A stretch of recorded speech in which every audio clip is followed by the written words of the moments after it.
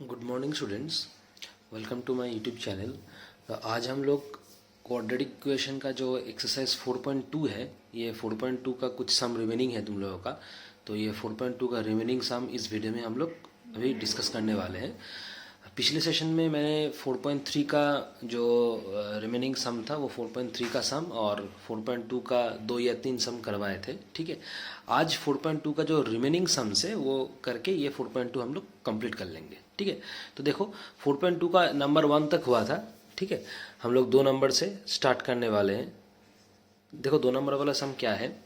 2 number में देखो 2 ठो सम है।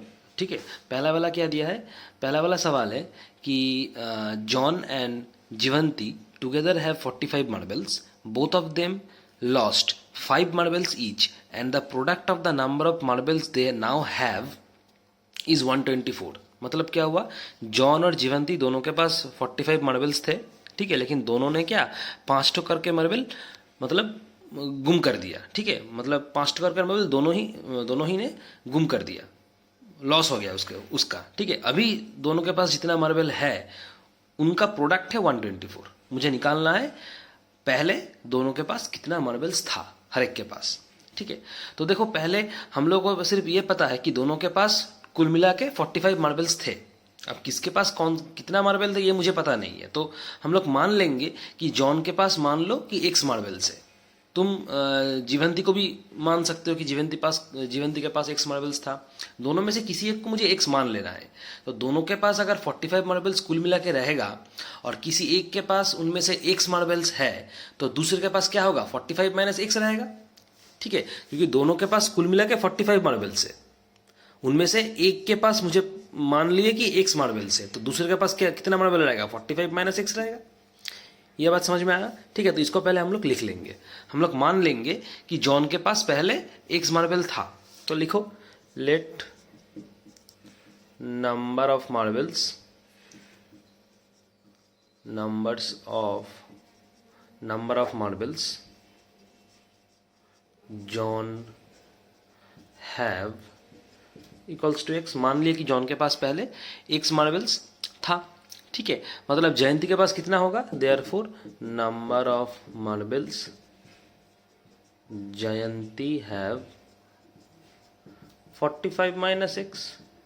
क्योंकि दोनों के पास कुल मिला के 45 मार्बल्स था, तो जॉन के पास अगर एक्स मार्बल्स रहेगा तो जीवंती के पास 45 माइनस एक्स रहेगा। ये जीवंती होगा, जयंती नहीं। जीवंती के पास 45 माइनस एक्स मार्बल्स रहेगा। ठीक है, अब देखो दोनों ने 5 मार्बल्स लॉस्ट किया है, मतलब जॉन ने भी 5 मार्बल्स गुम कर दिया, जीवंती ने भी गुम कर दिया। मतलब क्या 5 करके माइनस कर देंगे दोनों से, लॉस कर गया मार्बल। ठीक है, इसीलिए हम लोग क्या लिखेंगे, therefore now number of marbles John have, कितना होगा, पहले एक्स था, अभी कितना होगा, एक्स माइनस 5 हो जाएगा, 5 ठो गुम हो गया। अभी जीवंती के पास कितना होगा, इससे भी 5 माइनस कर देंगे। मतलब पहले 45 माइनस एक्स था, अभी 5 ठो माइनस हो गया, तो 45 माइनस 5 कितना होगा, 40 माइनस एक्स। मतलब जीवंती के पास 40 माइनस एक्स मार्बल्स है। अभी क्वेश्चन क्या दिया है, देखो क्वेश्चन दिया है अभी, मतलब 5 ठो मार्बल गुम हो जाने के बाद जॉन के पास जितना मार्बल है और जीवंती के पास जितना मार्बल है, दोनों का प्रोडक्ट होगा 124। मतलब हम लोग ऐसे लिख सकते हैं अकॉर्डिंग टू क्वेश्चन कि अभी जॉन के पास x माइनस 5 मार्बल्स है और जीवंती के पास 40 माइनस एक्स मार्बल है, तो दोनों का प्रोडक्ट है 124। मतलब दोनों का मल्टीप्लाई करके मुझे 124 मिलेगा। तो ये होगा ऐसे इक्वेशन। ठीक है, अभी इसको मुझे सॉल्व करना होगा। देखो अभी तो ये यहाँ सॉल्व करना तो तुम्हें आएगा। एक एक्स के साथ पहले मल्टीप्लाई करेंगे 40 माइनस एक्स, उसके साथ माइनस 5, इसके साथ भी 40 माइनस एक्स मल्टीप्लाई करेंगे इक्वल 24। जैसे मल्टीप्लाई करते हो वैसे ही मल्टीप्लाई करेंगे, एक बार एक्स के साथ ये पूरा वाला, एक बार माइनस 5 के साथ पूरा वाला। अब एक्स के साथ 40 करेंगे तो 40 एक्स, उसके बाद एक्स और x x square minus 5 into 40 200, bracket open करोगे माइनस मिलकर प्लस हो जाएगा, 5x इक्वल टू 124। ठीक है, सभी को इधर ला दो तो माइनस एक्स स्क्वायर, उसके बाद क्या है प्लस 40x। अच्छा, इसको इस तरीके से सॉल्व करते हैं। देखो यहाँ पे 40x है, यहाँ पे 5x है, मतलब कितना होगा 45x हो जाएगा, तो 45x लिख दिया, माइनस एक्स स्क्वायर माइनस 200 124 इधर ला दो, -124 हो जाएगा 0। तो कितना हुआ, -x² को पहले लिख दिए क्योंकि x² वाला टर्म पहले होता है हमेशा। 45x क्या होगा, आगे कुछ नहीं है, मतलब क्या साइन प्लस है, मतलब +45x। ठीक है। अच्छा ये कितना होगा, -324 इक्वल टू 0। तो तुम्हारा इक्वेशन क्या हुआ, -x² -45x -x² +45x -324 equal to 0। ठीक है। अभी तुमको क्या करना पड़ेगा, वो जैसे तुमको समझाए थे, मिडिल टर्म फैक्टरेशन कराए थे ना 4.3 में, कुछ मिडिल टर्म फैक्टरेशन का सम हम कराए थे। क्या करना होता था, इसको तोड़ के तुम्हें इस तरीके से तोड़ोगे ताकि तुम्हारा क्या बीच में +45 तुमको लाना पड़ेगा फैक्टरेशन करके, प्राइम फैक्टरेशन करके। तो वैसे करो, तोड़ो इसको 324 को इस तरीके से तोड़ना होगा ताकि तुमको +45 मिलेगा। ठीक है। तो तोड़ो, 2 से तोड़ो, ये रफ में है। ठीक है, 2 से तोड़ो 81। अच्छा 3 से करो 27, 3 से करो 9, 3 से करो 3, 3 से करो 1। ठीक है। तुम्हारा देखो 1 2 3 4, 4 ठो 3 आया और 2 ठो 2 आया। ठीक है। अभी तुमको इस तरीके से पेयर अप करके मल्टीप्लाई करना है ताकि तुम्हें 2 नंबर मिलेगा, उसको सब्ट्रैक्ट करके या ऐड करके तुम्हें +45 लाना है। ठीक है। ये तो किए हम लोग 4.3 में बताए थे, तो सेम पैटर्न में हम फॉलो करेंगे। तो देखो कौन सा वाला लेंगे, तुम्हें चूज करना होगा। ठीक है। देखो यहाँ पे, देखो हम यहाँ पे 2 3 लेंगे और उसके साथ 1 2 ले लेंगे, तो क्या होगा, 3 3 ज़ा 9, 9 2 ज़ा 18। ठीक है। बचेगा क्या, 3 3 ज़ा 9, 9 2 ज़ा 18। मतलब क्या है, इन 2 3 से अगर 1 2 मल्टीप्लाई करेंगे तो ये 3 3 ज़ा 9 होगा, 9 2 ज़ा 18 होगा, तो 18 हुआ। और बचेगा क्या, 3 3 ज़ा 9, 9 2 ज़ा 18। तो 18 और 18 तो ऐड करके 36 आता है, 45 तो नहीं आएगा। मतलब ये वाला पेयर हम लोग नहीं कर सकते। दूसरा ट्राई करते हैं। देखो अच्छा 3 3 ज़ा 9 और यहाँ से 2 2 ले लिए, मतलब 2 ठो 2 लिए और 2 ठो 3 लिए, तो 3 3 ज़ा 9 होगा और 2 2 ज़ा 4 होगा। तो 9 और 4 कितना होता है, 36, 36 हो गया। बचा कितना, 3 3 ज़ा 9। ठीक है। 36 और 9 को ऐड करो, देखो तुम्हें 45 भी मिलेगा, +45 भी मिलेगा। मतलब मुझे करना क्या है, 2 ठो 3 लेना है और 2 ठो 2 लेना है एक बार। तो 3 3 ज़ा 9 होगा और 2 2 ज़ा 4 होगा, मतलब 36 हुआ। और बचा 2 ठो 3, मतलब 9। तो 36 और 9 45। मतलब हम लोग क्या लिखेंगे, 36x + 9x, तभी 45x हो जाएगा। समझ में आया। तो ये तुम्हें खुद से करना पड़ेगा, +36x + 9x -324 इक्वल टू 0। अभी तुम कॉमन लो, यहाँ से अगर तुम कॉमन लोगे, -x कॉमन लोगे तो क्या आएगा, x -36 होगा। -x और -x माइनस माइनस प्लस करके 36x। अब क्योंकि यहाँ पे x -36 आया है, यहाँ पे भी तुम्हारा x -36 ही आएगा, क्योंकि ये हम बोले थे यहाँ पे जो आएगा यहाँ पे सेम आएगा कॉमन लेने के बाद। कैसे आ सकता है, देखो यहाँ पे अगर तुम +9 कॉमन लोगे, मतलब इनमें से +9 अगर कॉमन ले लोगे तो 9 और x मिलके 9x। ठीक है। प्लस और माइनस मिलकर माइनस, और 9 और 36 कितना आता है, 324 ही आता है। ठीक है। समझ में आया। मतलब मुझे +9 कॉमन लेना होगा। अब देखो दोनों में x -36 है, यहाँ पे भी x -36, यहाँ पे भी x -36, दोनों x -36 से एक x -36 कॉमन ले लो। बचा कितना, -x + 9। -x + 9 को तुम कैसे लिख सकते हो, 9 - x करके लिख सकते हो इक्वल टू 0। समझ में आया। अच्छा इसको इरेज कर देते ऊपर वाला। अब देखो ये इसका 0 मल्टीप्लाई होने का मतलब क्या है, या तो ये वाला 0 होगा या तो ये वाला 0 होगा, दोनों में से एक। ठीक है। मतलब यहाँ पे हम लोग लिखेंगे आइदर x -36 इक्वल टू 0, और इसको इरेज कर देते हैं। ठीक है। और 9 - x इक्वल टू 0। अगर x -36 0 है तो x का वैल्यू कितना होगा, 36 होगा। अगर ऐसा है तो x का वैल्यू कितना होगा, 9 होगा। मतलब x का वैल्यू 36 भी हो सकता है, x का वैल्यू 9 भी हो सकता है। ठीक है। समझ में आया। मतलब इसका 2 वैल्यू यहाँ पे तुम्हें मिला। अब दोनों वैल्यू ही तुमको लेना पड़ेगा, दोनों वैल्यू ही तुमको लेना पड़ेगा। मतलब क्या हुआ, x का वैल्यू 36 अगर तुम लोगे तो जॉन के पास 36 मार्बल हो जाएगा। अगर जॉन के पास 36 मार्बल है तो जीवंती के पास कितना होगा, 45 - 36, मतलब 9 मार्बल हो जाएगा।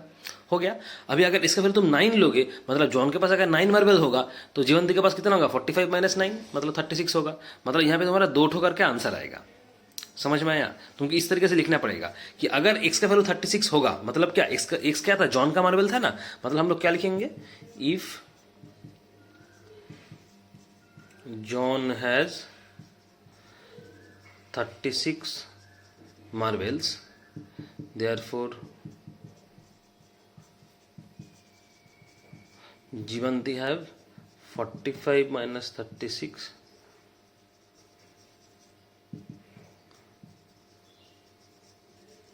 9 मार्बल्स। मतलब जॉन के पास अगर 36 मार्बल्स होगा तो जीवंती के पास कितना होगा? 9 मार्बल्स होगा, क्योंकि एक्स का वैल्यू 36 आया, 9 है। एक तो एक्स का वैल्यू 36 करके भी तुम्हें करना होगा, एक्स का वैल्यू 9 लेके भी तुमको करना होगा। तो एक्स का वैल्यू अगर 36 हम लेंगे तो एक्स किसका वैल्यू था? जॉन का वैल्यू था ना। तो जॉन के पास अगर 36 मार्बल होगा तो जीवंती के पास कितना? एक्स का वैल्यू यहाँ पे बिठा दो, मतलब 9 मार्बल्स हो जाएगा। समझ में आया? अभी तुम एक्स का वैल्यू 9 लेके करोगे तो एक्स का वैल्यू अगर 9 होगा तो जॉन के पास एक्स मार्बल्स था, मतलब जॉन के पास अगर 9 मार्बल्स होगा तो क्या होगा? तो लिखो यहाँ पे, इफ जॉन हैज 9 मार्बल्स, मतलब जीवंती के पास कितना होगा?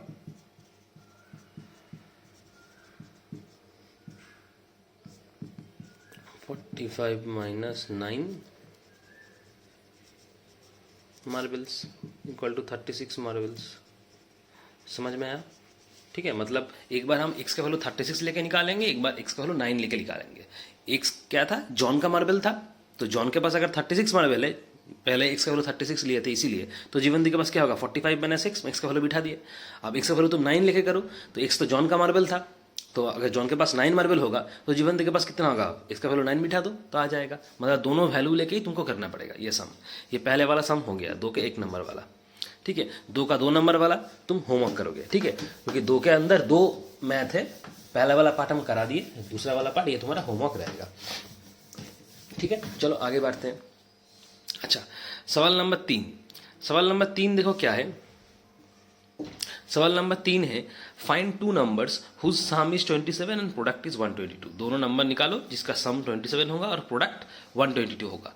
तुम मान लो कि एक नंबर x है, मान लो पहला वाला नंबर x है, मान लो let first number be x। अगर पहला वाला नंबर x है तो दूसरा वाला नंबर कितना होगा?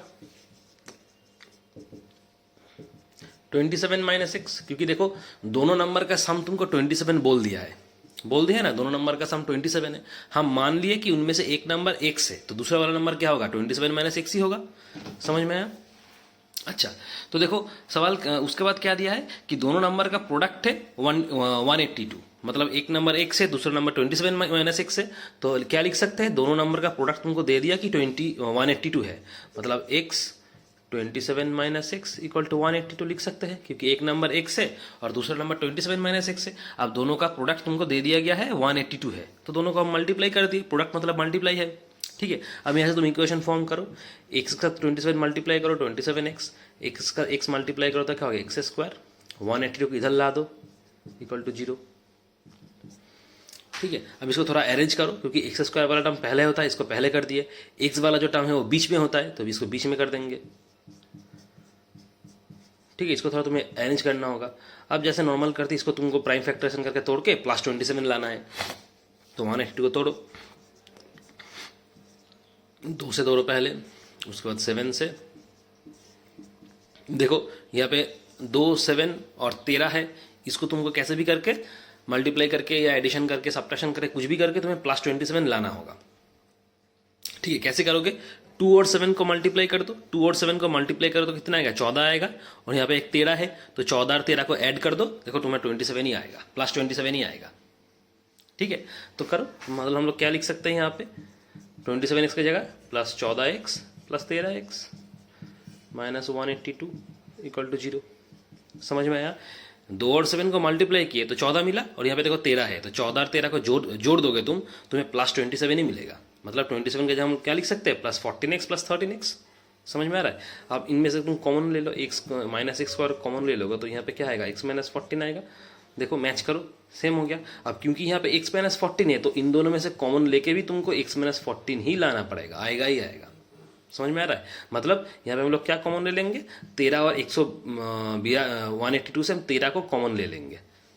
कॉमन लोगे तो 13x हो जाएगा, प्लस और माइनस माइनस, और 13 और 14 को मल्टीप्लाई करो तुम्हें 182 ही मिलेगा। ठीक है, अच्छा अब दोनों x माइनस 14 से तुम x माइनस 14 को निकाल लो, बचेगा क्या? माइनस एक्स प्लस 13, मतलब इसको 13 माइनस एक्स लिख सकते हैं। अब या तो ये वाला 0 है या तो ये वाला 0 है, मतलब लिखेंगे यहाँ पे इधर x माइनस 14 इक्वल टू 0 और 13 माइनस एक्स इक्वल टू 0। अगर ये वाला 0 है तो एक्स का वैल्यू 14 है, और अगर ये वाला 0 है तो एक्स का वैल्यू 13 है। मतलब या तो एक्स 14 होगा या तो एक्स 13 होगा। ठीक है, मतलब ये भी वही सेम केस पहले वाले सम के तरह, मतलब तुम्हें एक बार 14 लेके करना पड़ेगा, एक बार 13 लेके करना पड़ेगा। अगर तुम एक्स का वैल्यू 14 लोगे तो फर्स्ट नंबर 14 हो जाएगा, तो दूसरा नंबर क्या होगा 27 माइनस 14। इस तरीके से करना होगा। ठीक है, क्योंकि तुम किसी भी एक वैल्यू को रिजेक्ट नहीं कर सकते, दोनों ही वैल्यू हो सकता है, पॉसिबल वैल्यू है। ठीक है, मतलब हम लोग क्या लिखेंगे, if first number equal to 14 therefore second number क्या होगा 27 माइनस 14 मतलब 13। ठीक है, अगर फर्स्ट नंबर 13 होगा तो क्या होगा, if first number 13 therefore second number क्या होगा, वैल्यू बिठा दो 27 माइनस 13 मतलब 14। मतलब दोनों नंबर क्या होगा 13 और 14। तुम्हें सवाल क्या पूछा है, सवाल पूछा है कि दो नंबर निकालना है, मतलब दोनों नंबर क्या होगा 13 और 14 ही होगा। कोई एक फर्स्ट होगा कोई एक सेकेंड होगा। तुम लोग लिखोगे क्या, देयरफॉर नंबर्स आर 13 एंड 14। यही तुम्हारा आंसर है। ठीक है, चलो अच्छा, उसके बाद क्वेश्चन 3 सॉल्व करने के बाद देखो आगे बढ़ते हैं थोड़ा और। अच्छा, सवाल नंबर 13 सवाल नंबर 3 हो गया। ठीक है, अच्छा सवाल नंबर 4 ये तुम होमवर्क करोगे, ये हम समझा दे रहे। सवाल नंबर 4 क्या है, सवाल नंबर 4 दिया हुआ है find 2 consecutive positive integers sum of whose square is 365। मतलब दोनों कॉन्जिक्यूटिव तुम्हें पॉजिटिव इंटीजर निकालना पड़ेगा जिसका स्क्वायर का सम 365 है। तब कॉन्जिक्यूटिव का मतलब क्या है, कॉन्जिक्यूटिव का मतलब है एक के बाद एक, मतलब हम नंबर स्किप नहीं करेंगे। जैसे 3 4 5 6 7 8 9 10 एक के बाद एक चल रहा है, वो सब कॉन्जिक्यूटिव नंबर है। मतलब क्या, दोनों नंबर का जो गैपिंग है वो गैपिंग एक होगा, दोनों नंबर का गैपिंग एक रहेगा। मतलब एक दूसरे एक नंबर से उसका बाद वाला नंबर का जो डिफरेंस है वो डिफरेंस एक होगा, एक से ज्यादा नहीं होगा। ठीक है, जैसे तुम लिखो ना 3 देखो 4 5 6 ये सब कंसेक्यूटिव नंबर है एक के बाद एक। ठीक है, हर एक का डिफरेंस देखो, गैप देखो, हर एक गैप तुम्हारा एक एक करके है, तो ये सब कंसेक्यूटिव नंबर है। ठीक है, तो ऐसा 2 कंसेक्यूटिव नंबर तुमको निकालना पड़ेगा जिसका स्क्वायर का सम 365 होगा। मतलब दोनों का स्क्वायर करके जोड़ दोगे तो 365 आएगा। ये तुम घर में खुद कोशिश करना। हम हिंट दे दे रहे, एक नंबर को x मानोगे, दूसरे वाले नंबर को x+1 मानोगे। ठीक है, क्योंकि कॉन्जिक्यूटिव नंबर है, दोनों नंबर का डिफरेंस एक होगा। मतलब क्या, एक नंबर अगर x होगा तो दूसरे वाले नंबर को तुम x+1 मानोगे, तब जाके दोनों का डिफरेंस एक आ रहा है। ये पहला वाला नंबर मान लोगे, ये दूसरा वाला नंबर मान लोगे, क्योंकि कंसेक्यूटिव दिया है इसीलिए। अब दोनों का स्क्वायर का सम 365 है। मतलब क्या, इसका स्क्वायर करोगे तो ऐसा आएगा, इसका स्क्वायर करोगे तो ऐसा आएगा, इक्वल टू 365। ये होगा तुम्हारा इक्वेशन।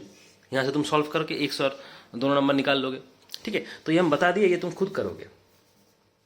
अच्छा, सवाल नंबर 4 के बाद आते हैं सवाल नंबर 5 पे।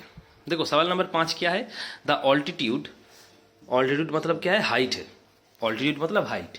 The altitude of a right triangle is 7 centimetre less than it's base if the hypotenuse is 13 centimetre, find the other 2 side. देखो एक राइट एंगल ट्रायंगल है जिसमें कि ऑल्टीट्यूड जो है मतलब हाइट जो है वो बेस से 7 सेंटीमीटर कम है। ठीक है, अगर हाइपोटेनियस 13 सेंटीमीटर होगा तो दोनों साइड का तुम लेंथ निकालो। ठीक है, तो देखो जो राइट एंगल ट्रायंगल का हाइट है वो बेस से 7 सेंटीमीटर छोटा है, मतलब बेस को हम लोग 1 सेंटीमीटर मान लेंगे, तो ऑल्टीट्यूड क्या हो जाएगा x - 7 सेंटीमीटर। तो लिखो लेट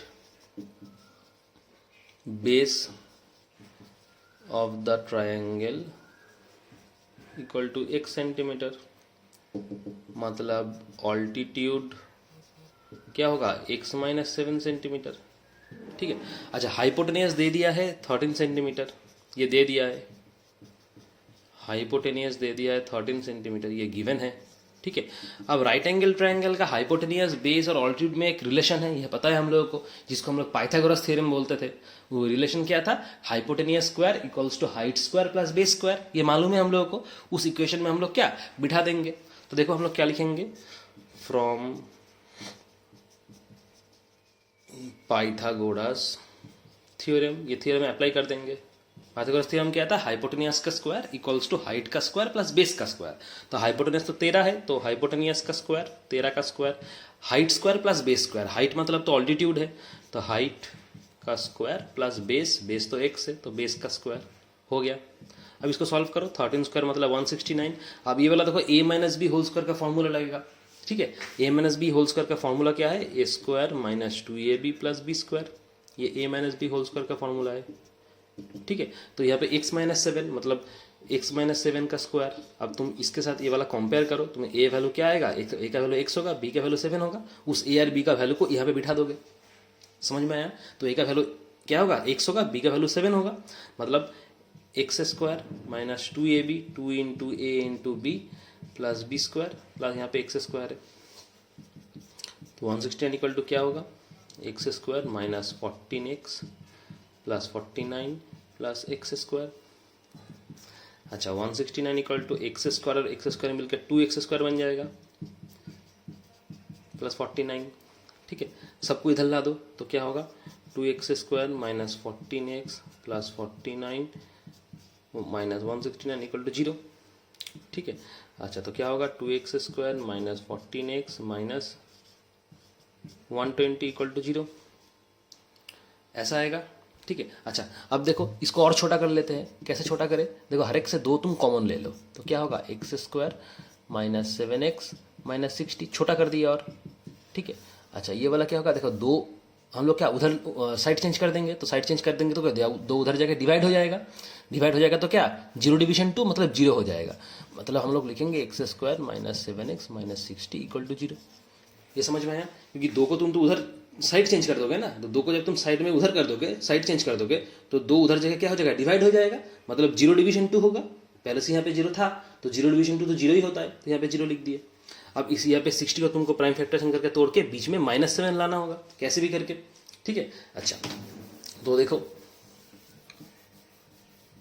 कैसे करते हैं, ऊपर वाला को हम इरेज कर दिए। अच्छा देखो 60 को कैसे तोड़ेंगे, बहुत इजी है, 60 को तुम 12 and 5 करके तोड़ो, 12 5 से 60 होता है, डायरेक्ट तोड़ेंगे, तुमको माइनस 7 लाना है, ठीक है। तो 12 5 का हम तोड़ देंगे तो देखो 12 माइनस 5 अगर करेंगे तो सिर्फ प्लस 7 आता है, माइनस 7 तो नहीं आता है, लेकिन मुझे माइनस 7 लाना है क्योंकि यहाँ पे माइनस 7 है। कैसे करेंगे, इसको माइनस 5, इसको 5 माइनस 12 कर दो, देखो माइनस 7 आ जाएगा, मतलब मुझे करना क्या है, मुझे 5 माइनस 12 करना है, 12 माइनस 5 नहीं, क्योंकि 12 माइनस 5 करेंगे तो प्लस 7 आएगा, 5 माइनस 12 करेंगे तो माइनस 7 आएगा, मुझे माइनस 7 लाना है क्योंकि यहाँ पे माइनस साइन है, साइन को तो कंसीडर करना पड़ेगा, मतलब हम क्या करेंगे 5 माइनस 12 कर देंगे। यहाँ पे तुम्हारा क्या है, x दिया हुआ है, मतलब हम लोग क्या लिखेंगे 5x माइनस 12x करेंगे, तब जाके तुम्हारा माइनस 7x आएगा, समझ में आ रहा है। तो यहाँ पे देखो हम लोग क्या लिखेंगे इसकी जगह, x square minus 5x plus 12 minus 5x minus 12x मतलब प्लस 5x माइनस 12x, तब जगह माइनस 7x आ रहा है, ठीक है। अब माइनस 60 इक्वल टू 0, ठीक है। अच्छा उसके बाद देखो यहाँ से कॉमन लो x को, तो x प्लस 5 होगा, ठीक है। अब यहाँ से माइनस 12 को कॉमन लो तो यहाँ पे x प्लस 5 होगा equal to 0, minus 12x minus plus minus 12 5 60। अच्छा तो क्या होगा, x प्लस 5 और क्या बचेगा, दोनों x प्लस 5 से एक x प्लस कॉमन ले लेंगे और बचेगा क्या, x plus minus 12 equal to 0। अब देखो या तो ये वाला 0 होगा या तो ये वाला 0 होगा, दोनों में से एक, तो देखो वैसे ही करेंगे, मतलब क्या लिख सकते हैं, इधर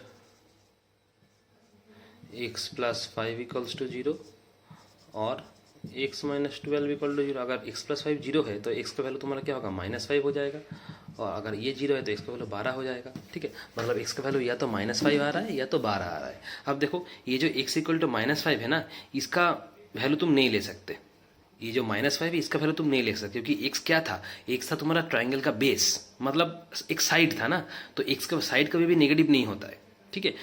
मतलब क्या, x का वैल्यू तुम माइनस 5 नहीं ले सकते, ध्यान से समझना ये वाला, x तुम्हारा माइनस 5 आया और 12 आ गया। अब अगर x का वैल्यू तुम माइनस 5 लोगे, ठीक है, तो x क्या था, बेस था ना, तो ट्राइंगल का बेस कभी भी नेगेटिव हो सकता है, नहीं हो सकता, क्योंकि बेस मतलब क्या, वो एक लेंथ है, तो है ना, मतलब लेंथ कभी भी नेगेटिव नहीं होता है, मतलब क्या, तुम x का वैल्यू माइनस 5 नहीं ले सकते। मतलब हम लोग यहाँ पे क्या लिखेंगे कि sides cannot be negative,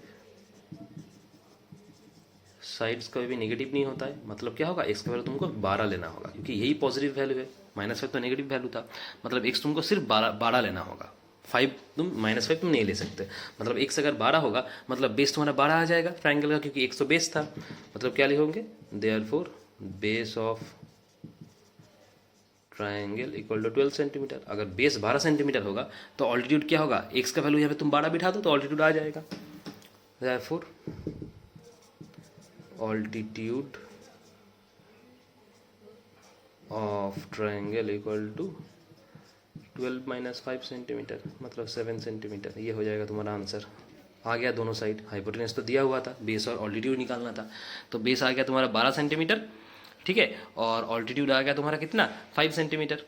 altitude होगा तुम्हारा 5 सेंटीमीटर, ऑल्टीट्यूड होगा ये 7 होगा क्योंकि यहाँ पे x माइनस 7 था, ये 5 सेंटीमीटर, हाँ ठीक है, क्योंकि यहाँ पे तुम्हारा x माइनस 7 था, ठीक है, तो यहाँ पे 12 माइनस 7 होगा मतलब 5 सेंटीमीटर। मतलब ऑल्टीट्यूड होगा तुम्हारा क्या 5 सेंटीमीटर और बेस होगा तुम्हारा क्या 12 सेंटीमीटर। यही आंसर होगा तुम्हारा, ऑल्टीट्यूड 5 सेंटीमीटर और बेस 12 सेंटीमीटर, ठीक है, हो गया।